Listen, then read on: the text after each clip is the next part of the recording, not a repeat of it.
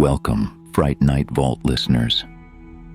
The road home was meant to be empty, a black ribbon curling through the sleeping countryside. The Patterson family had just returned from a week by the sea, their car packed with sand-stained clothes, forgotten souvenirs, and the damp smell of ocean air still clinging to them. It was nearing 10:49 at night when Robert Patterson, weary of the main highway's endless detours, suggested a shortcut through Marrow's Hollow. Locals never spoke much about that stretch of forest. It was a place stitched from tangled branches, its narrow road barely wide enough for a single vehicle, the canopy above sealing in the night like a coffin lid. But Robert told himself it would shave off at least 40 minutes, and the sooner they were home, the better. His wife, Ellen, sat in the passenger seat, her head tipped against the window, watching the forest blur past. In the back, their children, 12-year-old Sam and 9-year-old Lila, were half asleep, murmuring quietly to each other over the hum of the tires. The forest seemed endless, a tunnel of gnarled trees that swallowed the weak glow of the headlights whole. It was Sam who noticed it first. At 11:12 p.m., just beyond the beam of the car's lights, something stood between the trees. A shape, too thin, too long, its outline fractured, as though it were made of shadows cut into the shape of a man. Its head was tilted, its arms dangling almost to its knees, and though it was far, Sam swore its face was turned toward them. Dad. The word was small, but it carried a strange weight. Robert slowed the car, peering into the dark. Ellen leaned forward, squinting. And then, both children spoke at once. There. The figure didn't move. It didn't step forward or back. It simply was. Something in Robert's mind whispered that he should keep driving, that nothing good ever came from stopping in places like this. But his curiosity was stronger than his caution. He eased the car to the side of the narrow road, the gravel crunching beneath the tires, and they all climbed out. The forest was silent. No crickets, no rustle of wind, just the sound of their own breathing. And there it stood, still as a photograph. Ellen took a step forward, but the moment her foot touched the damp grass, the figure vanished. Not into the trees, not fading away. One moment it was there, the next there was only empty darkness. They stood in stunned silence, waiting for it to return. But after several minutes, Robert chuckled uneasily. "Guess we've all been awake too long," he muttered, ushering everyone back into the car. They drove the rest of the way home without incident, the house welcoming them with familiar creaks and the faint hum of the refrigerator. Suitcases were left by the door, shoes kicked into the corner, and one by one they retreated to their beds. By 2:38 a.m., the house was silent, and then came 3 o'clock. It began with the sound of footsteps, slow, deliberate, moving across the upstairs hallway. Ellen stirred first, glancing at Robert, who was still asleep beside her.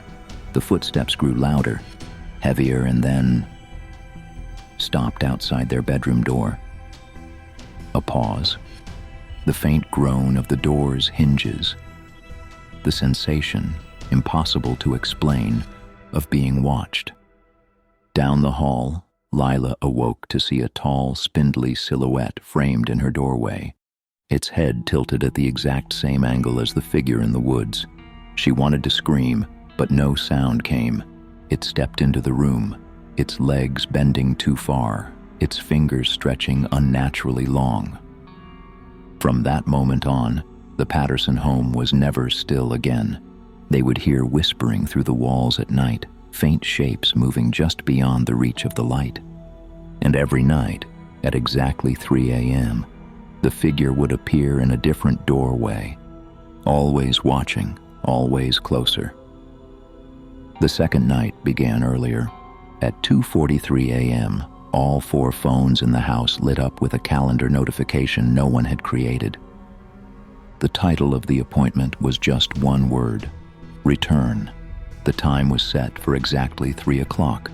Robert deleted his without comment. Ellen tried to change the title, but the letters reformed on their own. Lila stared at hers, the glow whitening her face, and whispered a thought she didn't share. It knows the numbers we use to understand when. At 3 o'clock, every light in the house dimmed for a fraction of a second, just enough to make pupils widen. The refrigerator's hum dropped by a note. The house seemed to exhale. Then came the sound. Not footsteps this time. A slow scrape along the hallway wall, as though fingers were tracing it. Sam lay still in bed, eyes fixed on the narrow strip of light under his door. A shadow passed across it, not the kind cast by a person walking. This one lingered, as if the figure outside the room were simply standing there, deciding whether to enter. When morning came, the hallway smelled faintly of wet earth. Ellen found the guest room window unlocked, though she was certain she had locked it the day before. On the sill, a fine dusting of black grit formed a thin line, like the residue of something burned but not fire. By the third night, the thing grew bolder. Sam saw it reflected in the dark screen of the television, standing directly behind him, its head tilted, fingers grazing the back of the couch. He spun around. No one was there. Ellen began losing things. Her wedding ring disappeared from the nightstand, only to be found days later in the attic, resting on the dusty floor beneath the hatch they never opened. Robert, still clinging to rational explanations, went to check the front door one evening and found the doorknob wet. Not with rain, not with condensation. It smelled faintly of the forest. On the fourth night, they all agreed to sleep together in the living room, blankets on the floor, TV playing quietly, the stairway lamp left on.